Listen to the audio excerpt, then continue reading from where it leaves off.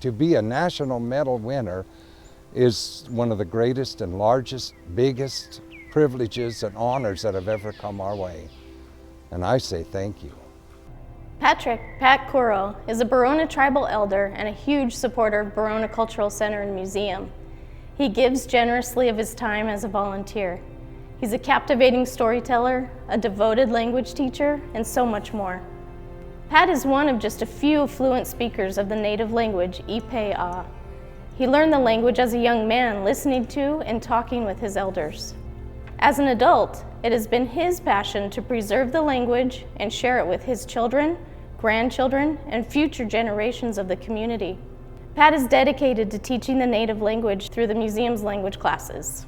Pat is also the chair of Barona's Language Preservation Committee and was integral in the creation of Barona's 600-page dictionary, a publication documenting the endangered language for the next generations. While he sees that so many of the old ways are gone, he understands how important it is to learn about the old ways and their ancestors that came before. His beliefs align with the Barona Cultural Center and Museum's mission, and he truly is a valuable community member.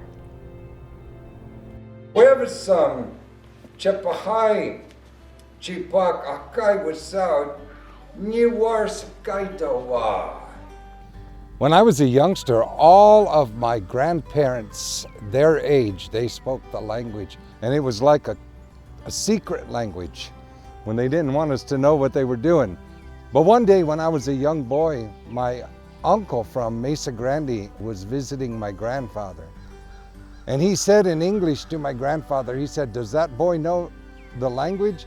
So he told me something in Indian and I didn't understand it.